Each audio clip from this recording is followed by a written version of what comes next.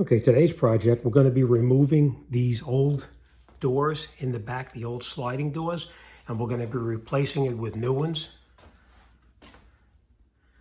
But before we change these doors, you can see over on this side over here that there was actually some termite damage there. We found that once we took the drywall down. We saw that there was previous damage inside here. It's not active, just so you know. The property has been treated, so there is no active termites. But we are going to come in here and we're going to replace that header right up there. And we're going to replace these two right in here as well. The thing we're going to do is we're going to come in here, we're going to build a temporary wall right up along the ceiling, right up in here to support the roof while we come in here and remove this door and then remove that header to replace it with the new one. All right, it sounds easy. It's really not that difficult. It will take two guys to do it. So I don't know how much of this I'm going to be able to film, but I'll film it along the way so I can give you an idea of exactly what we're doing. All right, so let's get our tools all set up and let's get started. Now, of course, before we take the doors out of the house itself, we did lay out everything on the ground, all of our new replacement doors, to make sure that nothing was damaged. The worst thing you could possibly do is to take that door out, open up your packaging to find that the frame is damaged or the door or the sliders themselves are damaged. So what we did here is we took the doors out. We laid down cardboard on the ground so we don't scratch the new frame itself. Once we laid the frame down, we then took the screws that come provided with it, and where they come together in that 90-degree angle right there, we put silicone inside the joints themselves, and then we put the screws into it. There's 4 screws hold it together, 2 on the top, 2 on the side, and it joins it together to hold it perfectly tight so that it won't move during the installation process. So that's what we did. We laid it out, we screwed it all back together, and then once we have it all screwed together, we'll do all 4 sides so we have a perfect frame to put back in, and then we'll come in and we'll take out the existing doors. And again, we're going to silicone everything before we put it all back together. Okay, so once we screw the frame together, you can see it looks pretty good. We have the silicone on the bottom and all around all of the joints, as you can see. So now we're going to take this, we're going to put this off to the side. We know that the frame is in good shape. We know that the doors themselves are in good shape. So now it's okay if we go ahead and we start to remove the old sliding doors from the house itself. All right, so let's go in there and let's start taking those doors down. Okay, the next thing we did is we removed the doors themselves. We separated the doors from the frame just to make it a little bit lighter to work with. We pushed the doors up and out and took the lock device that holds the doors into the channel, took the doors out and got them out of the way. We then unscrewed the frame from the studs in the wall end, from the header, and the base itself was siliconed in. We cut the silicone joints with a utility knife, and then we pulled the door frames out. Now, as you can see, we do have a little bit of work we have to do in here because the frame itself has got some termite damage in it. We are also going to change the header up on top because, as you can see on the upper left-hand corner of the header, you can see there where there's some termite damage, and we'll need to address that as well. All right, so all right, let's get in there and we'll start on that. And this is the view looking at it from the outside. You can see that we took everything away from the outside from the previous doors that was there. You can see the previous channel that was there. We left the channel in and we removed the wood that was up against the old door. So we have a nice clean area for our new door or frame to slide into from the outside, because that's how the door is going to be installed, from the inside, from the outside towards the inside. All right, so all right, let's continue inside now, and we'll take out the king stud as well as the jack stud, and we're going to support that header up on top. Okay, so now we supported the header up on top with a 2x4. As we pulled it down and we took a closer look at it, we realized that there really wasn't that much damage on the header above the door itself. There was only a small damaged part of the header on the very edge of it. So instead of leaving it in there, we elected to remove half of the header and leave half of the header in place. So we took a a 2x4, we wedged it up against the one that is going to remain there, and we remove the king stud and the jack stud so that we can get up inside there to install the header and then reassemble it. Okay, so next we got in here, we cut our jack stud. We put our jack stud up to hold the header, the half of the header that is going to remain intact. So we put the new jack stud underneath it. We still have our 2x4 to support it, to hold it up until we get the king stud in and secure it all together. Okay, so after we have our jack stud in place, we then come in here with our king stud.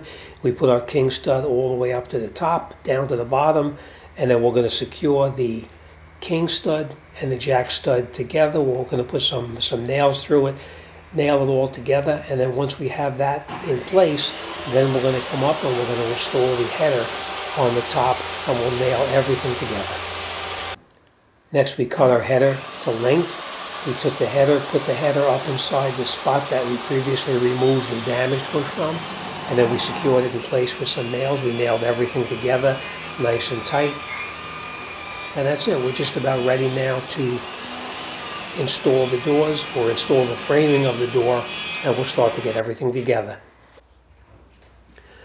Now that we're ready to install the framing in there, we're going to take our waterproofing membrane, and we're going to put the waterproofing membrane on the very bottom where it touches up against the wood on the bottom and leading up the sides.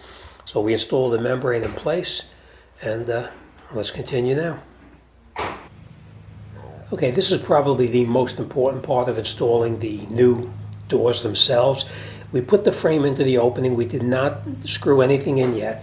We put the frame into the opening, and then we then took shims and we shimmed up everything down the side just to make sure that the frame itself is level, plumb, and square in the opening, and that is the most important part.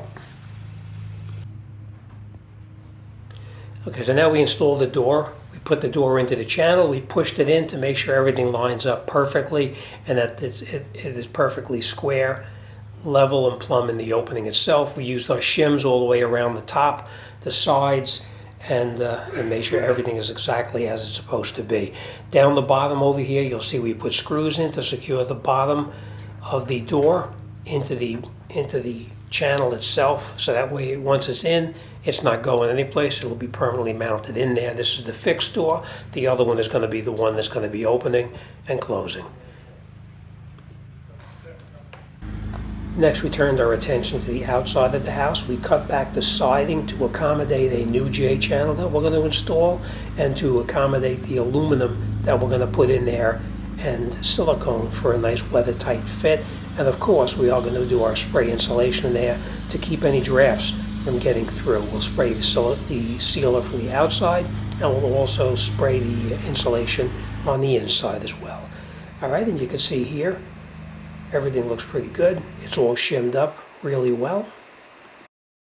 Now the next thing we're going to do before we permanently mount this door in position here is we're going to determine how far we want to have the door open. There's a small lock that goes on the bottom that you can preset it so that you can have the door open a certain distance and still lock the bottom to secure it in place. I elected to do it a 4-inch, but you could do 4, you could do 6, you could do whatever you wanted to do. So we created the where we wanted it to. We then took the door back out of the opening and we drilled the frame to accommodate the lock so that it would actually lock the door in position where we chose it to be.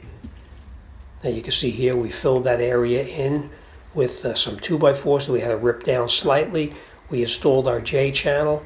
The 2x4s are now nailed in, and now we can bend the aluminum to fit into that between the J channel and the new door itself, and then we can silicone all that area so that we have a nice watertight area so that no elements from the outside will get through. So next we went inside the house itself, and we took the spray insulation. We sprayed it from the inside as well, so that way we have no drafts coming through there. We cut off all of the shims that we previously installed, so that way it doesn't interfere with the drywall that's going to be going back on there. And of course you can see we sprayed everywhere that any possible air can get through. Okay, we then bent our aluminum on the brake. We bent it to the angles that we needed and the size that we needed. We fitted it into place, and we used aluminum nails, aluminum white nails, to attach the aluminum to the wood that we put in down below. And then, of course, down the bottom down here, we'll have to fabricate something for the bottom as well. We'll put that on the brake and we'll bend that to the angle that we need as well, and we'll nail that in place. And then the outside will be finished once we come in and silicone it, of course. But that's what it looks like, all the way down with a new J channel, the new aluminum, and then we'll make that piece for the bottom right down here. Okay, once we have that hole drilled in the bottom, that's going to open the door for a certain distance that you predetermined. As I said, I did it for about 4 inches, but that's entirely up to you. We then installed the door and we permanently mounted it in place. We put the door up, we attached up on the top. There's a small little panel that comes on the top. It's held in with a couple of screws to secure the door in place. And then this door is just about finished. All right, and this is the finished product. As you can see, it was an all-day job, to say the least. Everything is in. Of course, we do have to put the drywall on. We'll get to that probably tomorrow or maybe the next day. We'll see. We'll get to it. But that's it. The door is in. Of course, we put our little lock down on the bottom.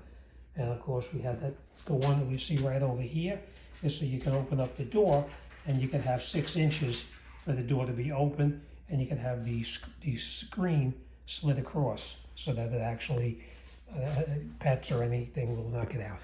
All right, but that's it. This video is done. This job is done. And we're on to the next one. All right, thanks for watching. See you on the next one.